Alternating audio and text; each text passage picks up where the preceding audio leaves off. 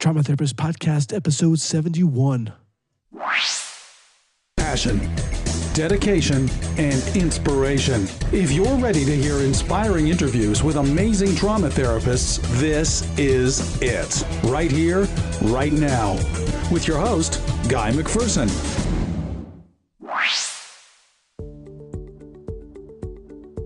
All right, guys, time again for some 5-star shout outs. I just want to take a moment and really thank everybody who's gone to iTunes and left a review, left a 5-star rating and review. It is so appreciated. Oftentimes doing a podcast can just feel like we're in the trenches, but having that feedback from you guys is awesome. So thanks to Andy Z, to Luke McClure, to Mark Helder, and Oakley 182, who says, as a PTSD sufferer and student in a trauma program, I love this show. It's great to bring the topic to light and to have a helping resource. And that's exactly what my goal is with this podcast. So awesome words, encouraging words to me. Thanks so much, guys. All right, let's get to it. All right, folks, welcome back to the Trauma Therapist Podcast. My name is Guy McPherson, and today I'm super excited to introduce my guest, Dr. Robert Muller. Robert, are you ready to go? I am. All right. Robert Muller trained at Harvard University, was on faculty at the University of Massachusetts, and is currently at York University in Toronto. Dr. Muller was recently honored as a fellow of the International Society for the Study of Trauma and Dissociation, ISSTD, for his work on trauma treatment. And his psychotherapy bestseller, Trauma and the Avoidant Client, in its third printing, has been translated and won the 2011 ISSTD Award for the year's best written work on trauma. As a lead investigator on several multi-site programs to treat interpersonal trauma, Dr. Muller has lectured internationally and has been the keynote speaker at mental health conferences in New Zealand and Canada. He founded an online magazine, the Trauma and Mental Health Report, that is now visited by over 100,000 readers a year. With over 20 years in the field, he practices in Toronto. All right, Robert. Nice little bio there. Obviously, just a little bit about makes me sound good. Yeah. So take a moment, just share with us, where you're calling from and what it's like there, and then we'll dive in. Sure. Well, I'm calling from Toronto, and after this interview, I'm very excited to go up to Collingwood to do some skiing. Nice. Are you an avid skier? I am, more in the last couple of years. Despite a couple of accidents that were a little bit nasty. But yeah, it's fun. I enjoy it. Are you from Canada? Yeah. Okay. I don't know if we're going to be touching on this later on, but my parents came over here in 1956. They're Hungarian Jewish immigrants, and although I grew up with Hungarian spoken in the family, my first language is English, and no French background at all, even though the country is English and French. I have absolutely no French Canadian background at all. But yeah, I grew up in Toronto in the sort of for the American, it's really the Anglophone part of Canada. Nice. Okay. So let's dive into it here. This podcast really is about highlighting your journey, and it's a little different. It's not simply how to treat trauma, but the purpose is to kind of go behind the scenes, find out what's inspired and driven you. And we first start out here with a quote, a mantra. Share with our listeners something that's really kind of driven you in your purpose here. Yeah. So the quote that I'm thinking of is actually not a trauma therapist who coined it. It was actually a survivor by the name of Marcia Tufekcic, and she is an individual who lived through the Bosnian War and was a teenager at the time, and went through a significant amount of trauma therapy, a group therapy program there that was new at the time. And it's interesting because she really she had nightmares and flashbacks and went through this treatment, and now she's a program director for an educational institute there to to help with education around what happened in Bosnia. But anyway, what she said was, quote, "You have to pass through the trauma, through the biggest pain, to continue normally, more or less normally, with life." And I like that. The reason I like it, because she makes it very clear that recovering from trauma isn't just about getting over it. People who come in for therapy want to kind of leapfrog over the suffering. And what she makes clear is that by saying you have to pass through the trauma, through the biggest pain, that the process of recovering is almost always painful. And although at the end people reach a point when they've been through therapy where they can bear thinking about and can talk about what they've been through, at the beginning it can be incredibly difficult. And a lot of trauma survivors, and she included when she talked about her trauma recovery, a lot of people at the beginning don't want to talk about it at all. And in fact, I had a patient just the other day say to me, "Is there any way that you can talk to my therapist," who I saw she saw a therapist for about a month right after her abuse years back. "Is there any way you could just call her and she can tell you what happened to me so that I don't have to talk about it with you?"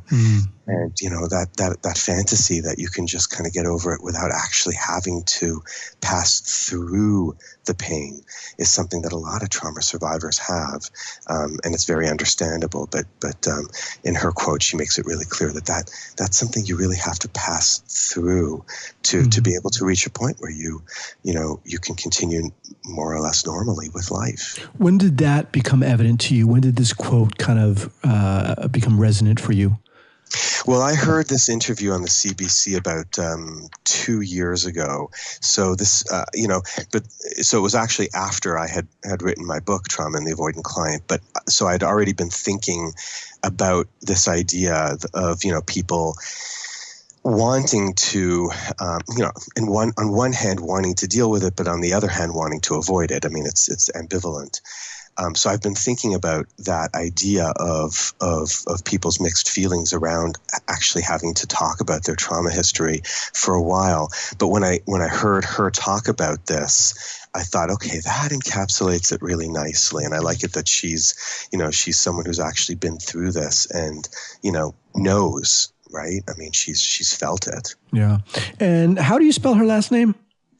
Okay, sure. It's Marcia Tufekcic, Tufekchych,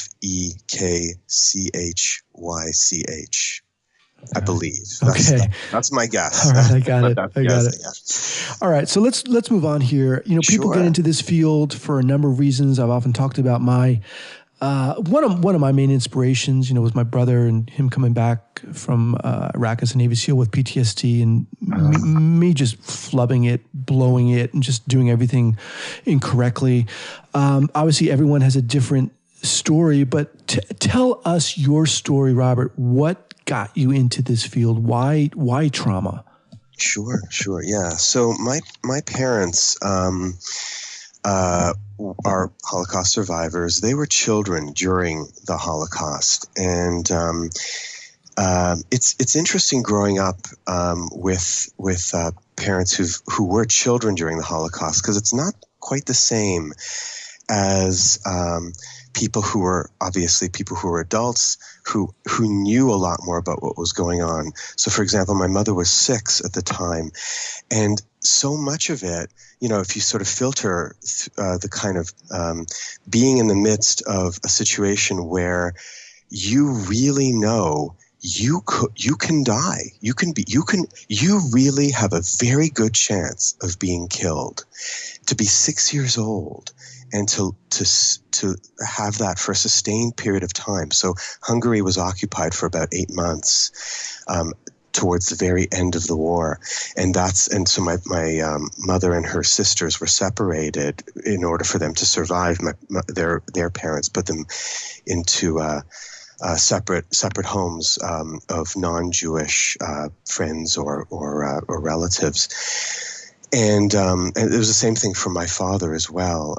He was 10 years old, and so I grew up with stories, a lot of stories, and some of them were very, very painful, and some of them were also surprisingly, I mean, I wouldn't say pleasant, but surprising. So, because for example, kids were still kids at the time, and so they would find whatever they could find to play with, and they did what they could do. My father tells a story about how his uncle and he had to hide the family.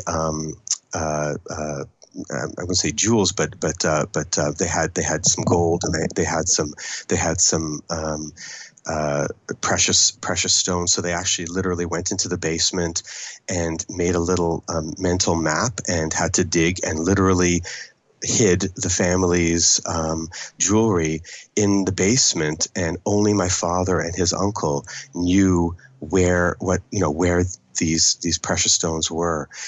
And so people were doing whatever they could do to survive. And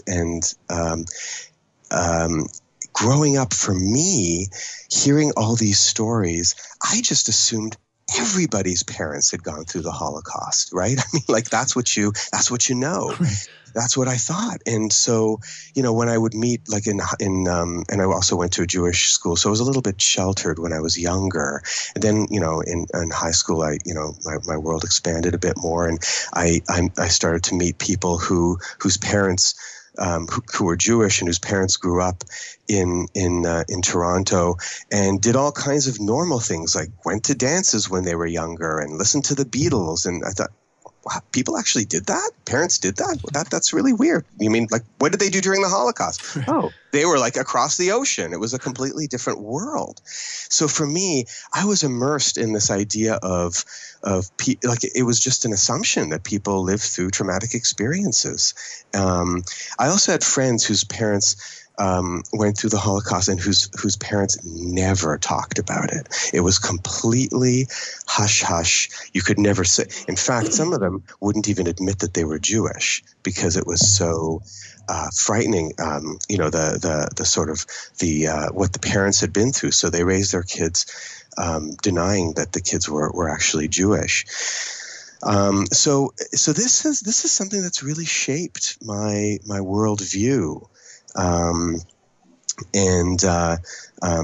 Even to this day, it's interesting when I talk with my mom on the phone. Sometimes, if I'm talking about something that has to do with money, she'll say, "Shh, okay, don't speak too loudly, right?" Kind of the walls have ears kind of mentality. And I think back and go, "Oh yeah, right, of course, yeah, that would make sense that she would sort of really have that kind of."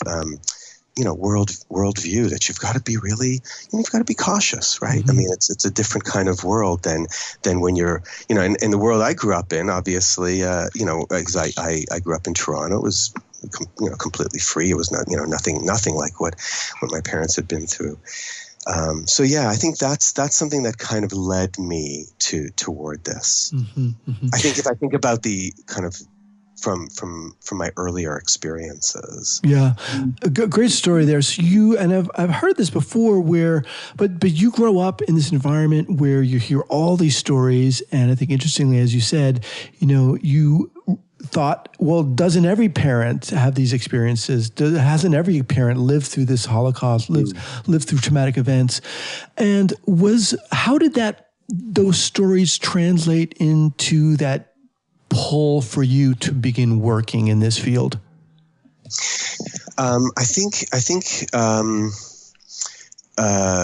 it was more of I mean, when I say that it affected me, I think I'm speaking as someone who's post going through psychotherapy. I mean, this is not something I was aware of when I really started to be interested in this. I think the therapy that I went through was during graduate school, and I think I came to realize that my interest in working with trauma survivors stems from my family background. After I had already started working in the field. And so I think it was unconscious. Yeah. I think, and I only sort of realized, okay, hang on a second. Why am I so interested in this? Mm-hmm. So,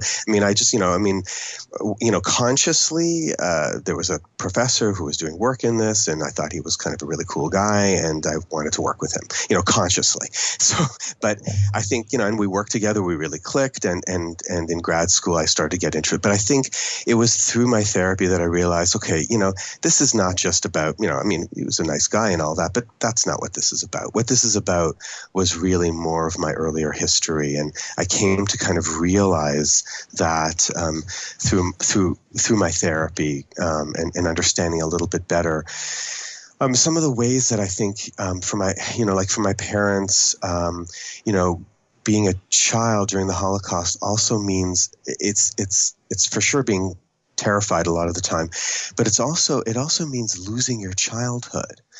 And so there's this kind of way in which I think, I value childhood, I value playfulness, that sort of thing.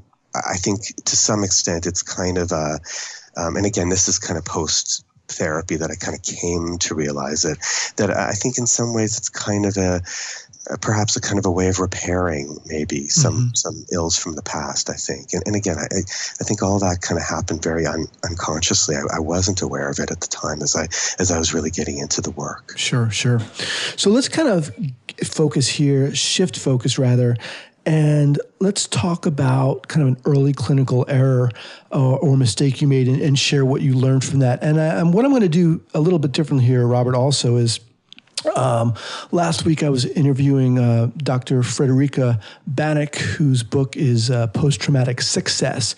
And she kind of stopped me when I asked her this question, and she said, well, that's very kind of, it's not positive focused. It's not strength-based. What about, looking at a success also? So I'm also going to ask you, and I'm kind of putting you on the spot here because I didn't prep you for it, but I'm going to ask you for a success little story after, but let's start with an early clinical error and kind of share with us what you learned from that. Sure. Yeah, okay. That's funny because I actually really like the idea of focusing. I think it's frankly a little bit boring to focus too much on my successes. Right. I think I think that it's in many ways much more instructive to focus on the things that you've done that you think, okay, I can learn from that. But sure, yeah. Let's. I'm happy to address those. Sure. So thinking about a case where I feel like I learned a lot from, where I would do things differently, and certainly there were some significant errors in the beginning. So this is a fellow. I'm going to call him Paul. This is a guy who I must have worked with must have been about 10 years ago. And Paul was an interesting guy. At the time, I worked at a clinic on campus. I'm a professor at York University, but I also did a little bit of clinical work at a general medical clinic on campus. And psychologists in Ontario aren't covered by the National Healthcare Plan. So people have to pay out of pocket, or they have to purchase extended health benefits. So the reason that's relevant is that, the big long line that people had to wait in for this clinic, most of them were health insurance clients. And the reason this is relevant is because it's relevant to my client. He would get really annoyed. So he would cut to the front of the line and say, I'm paying out of pocket. I shouldn't have to wait like this, like in the line where everybody is who's got insurance coverage, and so he would be he'd be kind of, in a sense, impolite and a little bit entitled. And the secretaries, of course, at the clinic hated him, and they called him that Paul. And, they would ask me, you've been working with this guy for 4 months. How long does this therapy stuff take anyway? They'd get really irritated. And frankly, the truth is, I didn't like him either. I found him, as I say, annoying, entitled.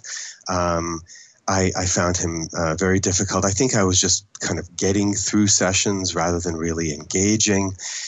And I had been working with him for about 6 months when at some point he in a session, he says to me something like, yeah, I was at home for the weekend. Yeah, I was in my bedroom, and where I noticed all that stuff that happened with my father, and I said to him, with your father, what are you referring to? He goes, no, didn't I tell you about it? And he hadn't told me about it. And I said to him, remind me. And I knew that his father had passed away when he was in his early 20s, but I didn't really know why, and with the circumstances. And when I was seeing Paul, he was in his early 40s, and so he says to me, he tells me the story, and he says, yeah, well, and the story went something like this. When Paul was when he was in his 20s, he was at home for a weekend, and he was in his bedroom, and he noticed outside the window that in the garage there was smoke coming out, and there's smoke coming out of the garage, and he knew his dad was in the garage. He figured he was doing some work there or something. I don't know. He didn't know, so he calls to his mom to call 911. So his mom does that, and he rushes out to the garage, opens the door.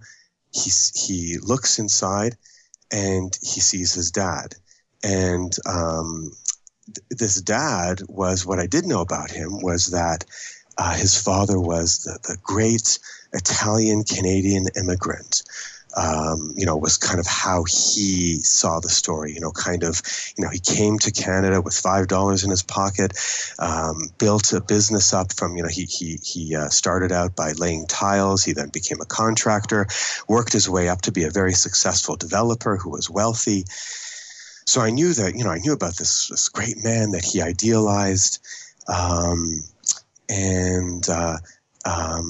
so he tells me that he goes into the garage and he sees his father. His father is in the car. The engine's on. There's a hose from the exhaust into the window. His father is trying to kill himself. So this great man who he had up on a pedestal was trying to kill himself. Okay, so he pulls his dad out of the car and out of the garage, starts doing whatever limited CPR he knows how to do, and the paramedics arrive within a few minutes, right? And they revive his dad, bring him to the hospital, and his dad is there for a few days, probably about a week for interviewing and assessment, and they discharge his dad. 3 weeks later, his father successfully kills himself. So why am I telling this story? I'm telling the story because of what finding out that story did to me and to my working relationship with Paul. I realized after a while that I suddenly liked him more. And isn't that weird? I went from this position of not liking this guy, not really seeing him as connected to the therapy, to kind of thinking about him after sessions. And I never thought about him. I didn't like the guy. I thought he was difficult. I thought he was a big pain. But I started to think about him, and I started to ask myself, what was going on for me that I couldn't connect to him? And I think it was about me more than about him. And I think it was about something about, his story touched a nerve. I mean, as I said, my parents were Hungarian Jewish immigrants. In many ways, my father arrived in Canada with very little money in his pocket and built a big business. I think there was a kind of a connection that I had with him that I also wanted to eschew, to kind of turn away from, that I couldn't handle as well. And I also think that his airs of superiority I think I reacted in a countertransference kind of way, and kind of got intimidated and got drawn into a bit of an enactment where I came to dislike him, and maybe that's something that he needs to do or needed to do at the time, and maybe it was just a little bit too hard for him to be vulnerable. But whatever he did, I bought into it, hook, line, and sinker, instead of giving him the space to really be vulnerable, the safety that's required for people to actually be able to do therapy. Once I was able to actually really hear his story and could connect to him and like him on a basic level, maybe it's because he suffered a bit, and I was like, oh, okay, all right, I get this a bit more. Then I feel like at about 6 months of therapy, that's when we actually said hello, and we were able to start the work, and it was because of me. So that's an interesting case for me, a case where I learned from, and to me it also says, like, if you're finding that you're kind of not connecting, ask yourself what's going on for you. What the heck's going on? Normally I do connect with clients. What's going on with me, with this person, that I'm keeping him at arm's length as much as he's keeping me at arm's length.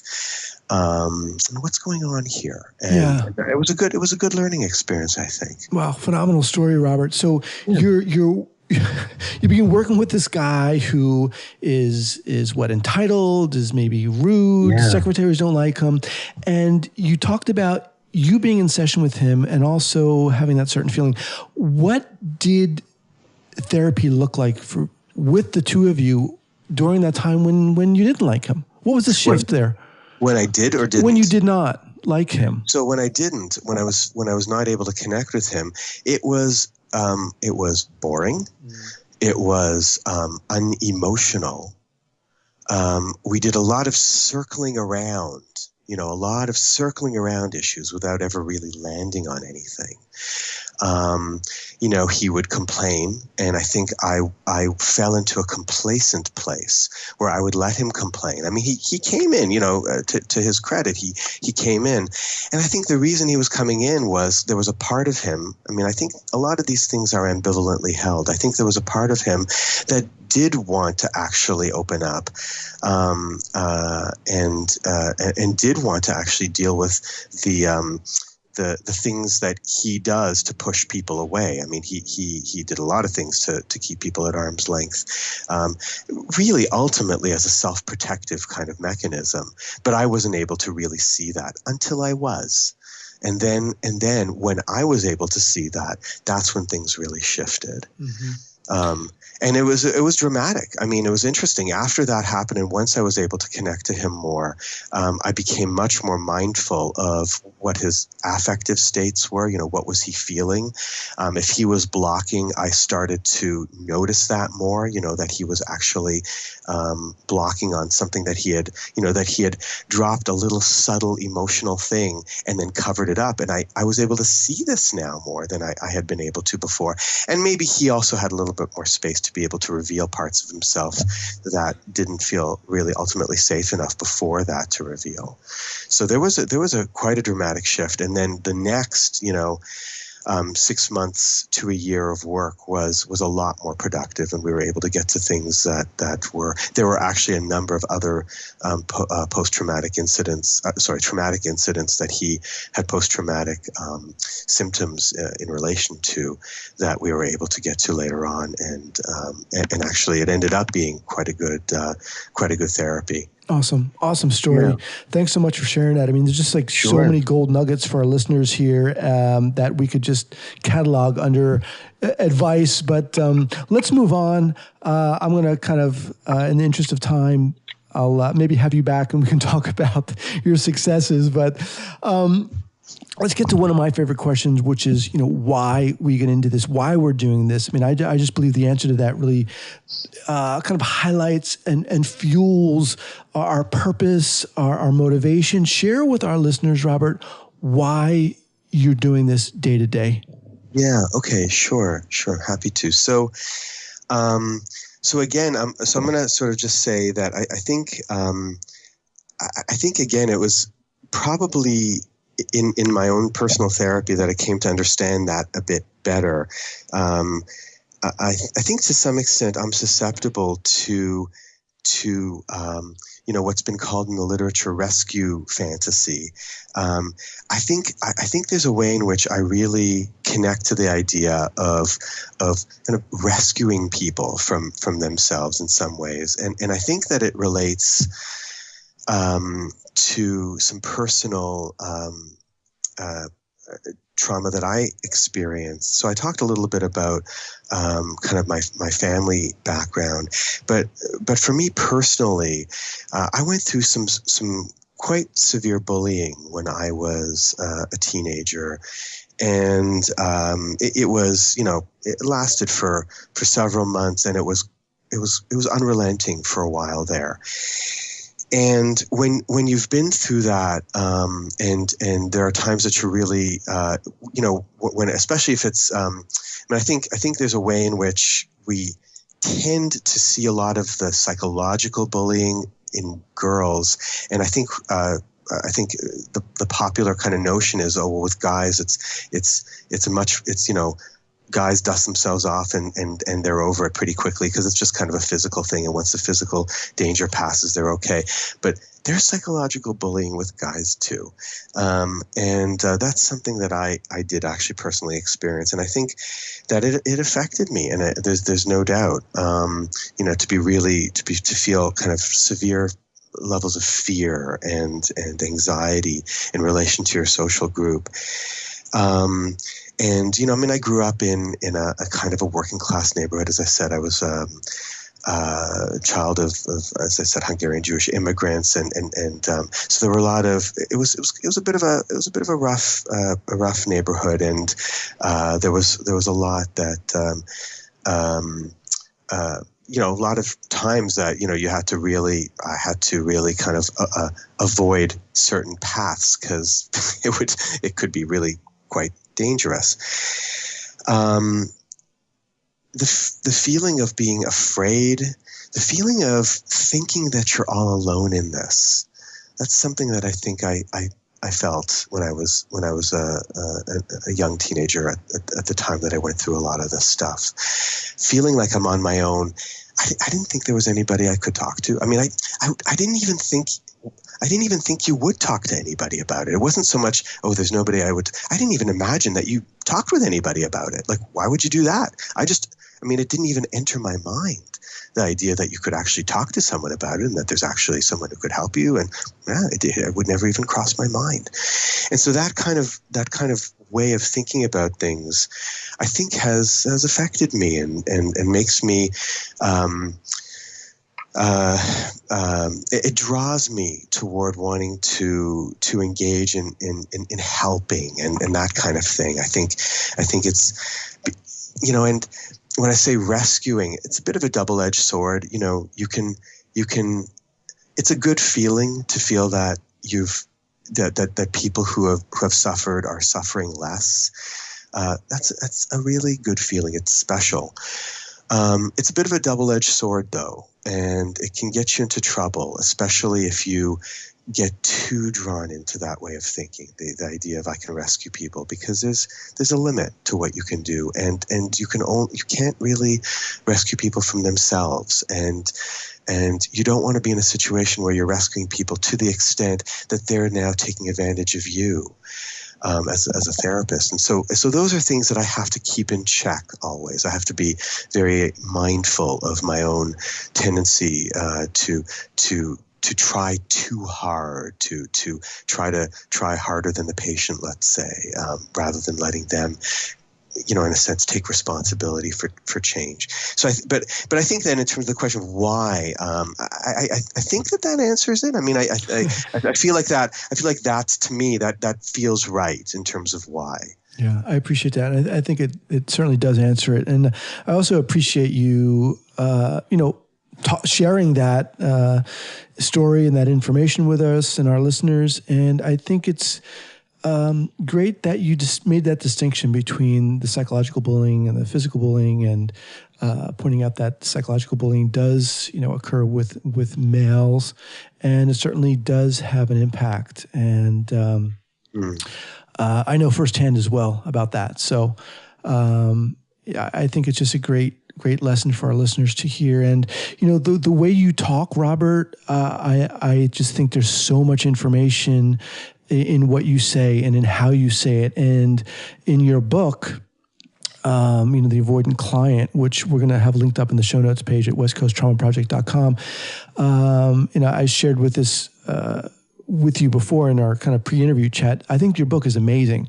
And I'm not just saying that because you're on this podcast, but I think it's amazing and incredible for trauma therapists of all levels, because not only does it talk about kind of the impact of trauma, but it really gives therapists ideas about how to do trauma therapy in a sense. And obviously things are different. Clients are different. It's not a boilerplate by any means, but I'm saying it really, through your own experiences, gives therapists an idea of really how to engage and interact with clients. And a lot of books don't do that. So I think your book really kind of stands out and does that incredibly well. Thanks. I appreciate that. I was hoping to write something that people can connect to, that therapists can connect to, and that that people feel, oh yeah, that does describe my clients. So I was trying hard to use cases from my practice, protecting the identifying information, but using actual cases where things went well, things didn't go well. What leads you into a better or worse direction in working with people. So I was trying really hard to make it something that people could connect to. Yeah. Awesome. All right. So, obviously throughout this interview, you've shared a lot, given a lot of advice. But right now, I kind of want to force you, in a sense, to kind of bullet point and share with our listeners, again, who are of varying levels. Some of the listeners are therapists specializing in trauma. Others are therapists who've been working for a while, but don't believe that they've worked with individuals who've been traumatized. But share with our listeners advice you have for people who are maybe just getting into this field. Sure. Yeah. So one thing I would definitely say is get therapy. If you haven't been in therapy before, it is really hard to do trauma work without your own therapy. And the main reason is because of point number 2 that I want to make, which is having a focus on countertransference. So I'll just speak about that just for a moment. So by countertransference, I mean the feelings, thoughts, and behaviors that the therapist brings, the personal feelings, thoughts, and behaviors that the therapist brings into the therapy situation.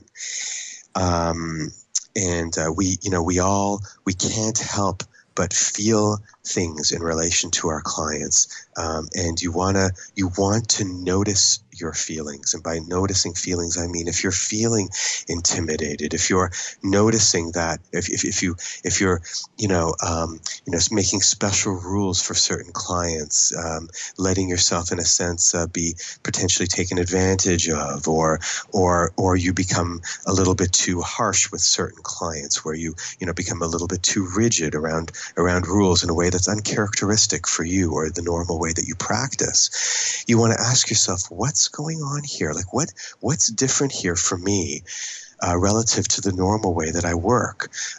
What in this client is bringing up certain feelings that are personal for me, and how am I acting on those feelings?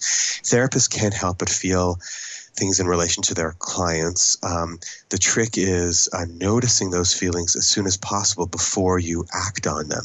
And if you do act on them, noticing that as soon as possible. So by acting on them, it could be something very simple, like I say, a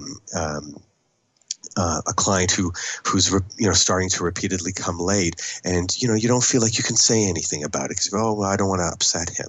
Well, why not? Why is therapy not supposed to upset people? I mean, right? I mean, like, what is it that what are you protecting against? How are you protecting yourself, or why are you protecting the client from certain feelings? So what's going on if you're enacting certain dynamics in the therapy room with the client. If you're acting on your countertransference, what's going on? So noticing that early on is really important. Having a framework of noticing countertransference and having your own therapy really helps. So if you've never been in therapy before, it's extremely important that you have a reputable therapist that you work with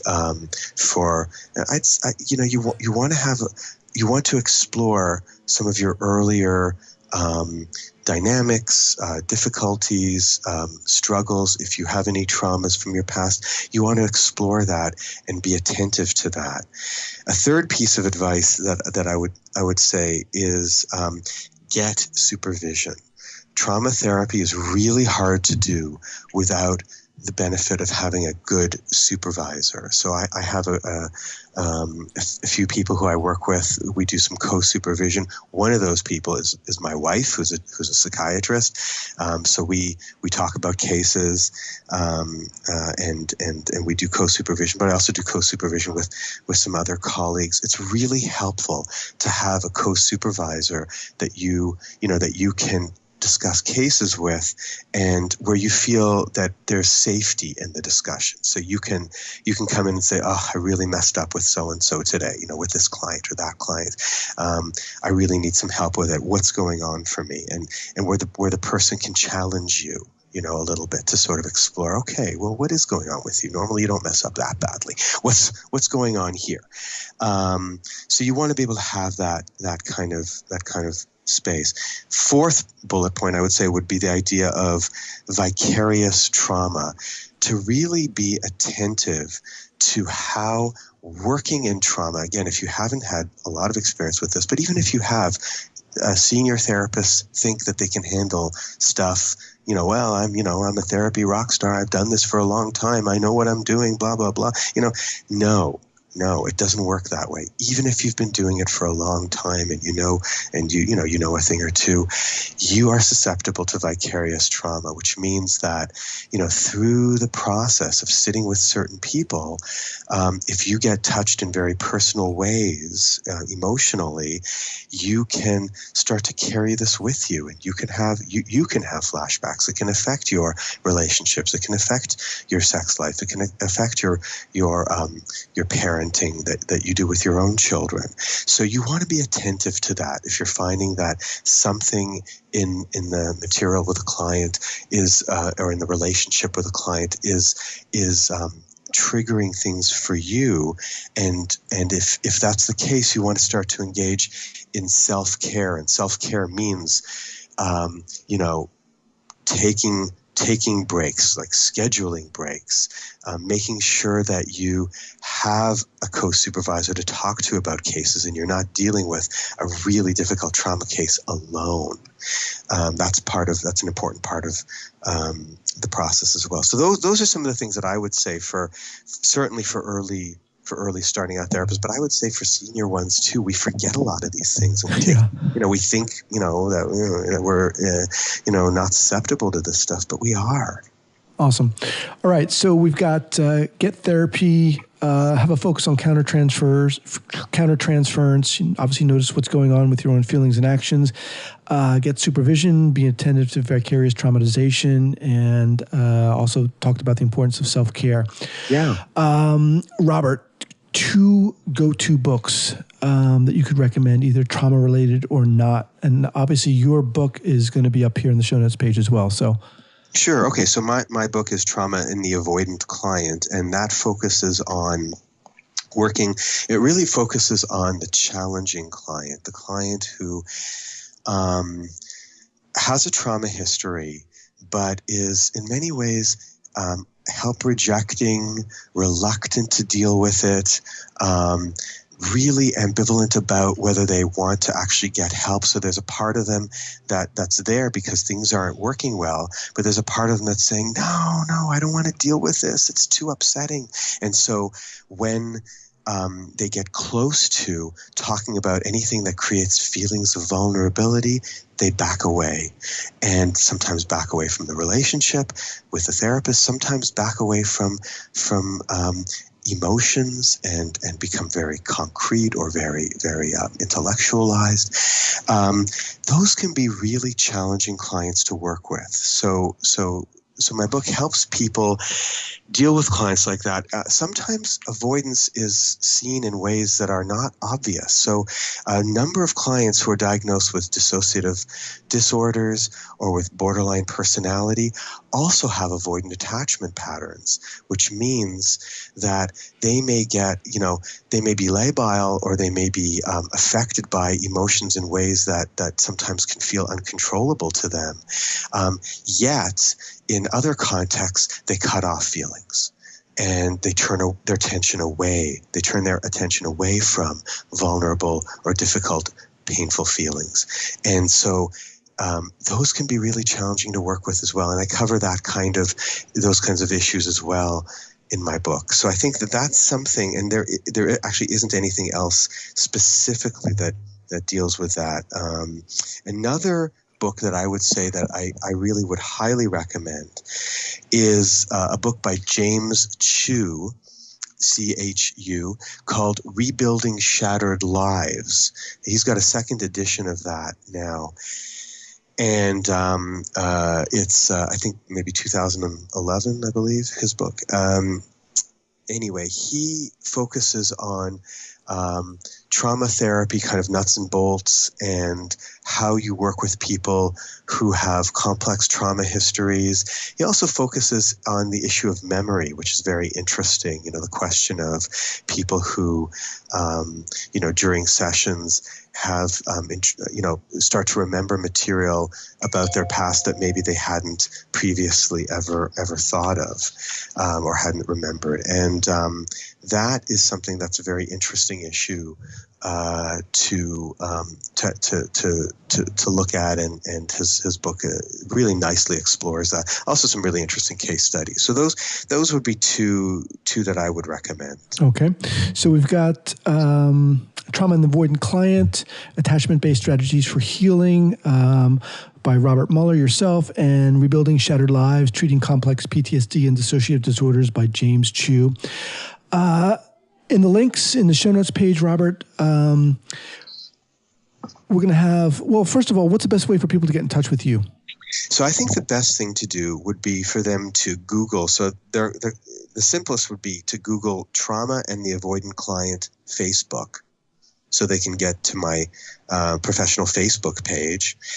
They can also Google my blog, which is Talking About Trauma. So that's a Psychology Today expert blog. And I have articles every week on trauma and trauma therapy or mental health issues. So that's my blog, Talking About Trauma. It's a Psychology Today blog. And then I also have my online magazine, and these they can just Google. It'll be like they'll come up very high in their hits if they Google Talking About Trauma or Google my book with the Facebook attached. Or they could also Google my magazine, which is Trauma and Mental Health Report. So that's an online magazine that focuses on the topics of trauma and mental health. And short of that, people can also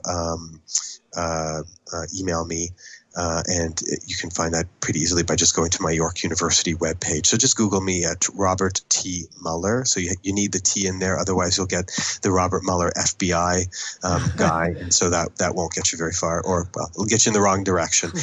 So Robert T. Muller, Muller, and just Google me, and then you can get to my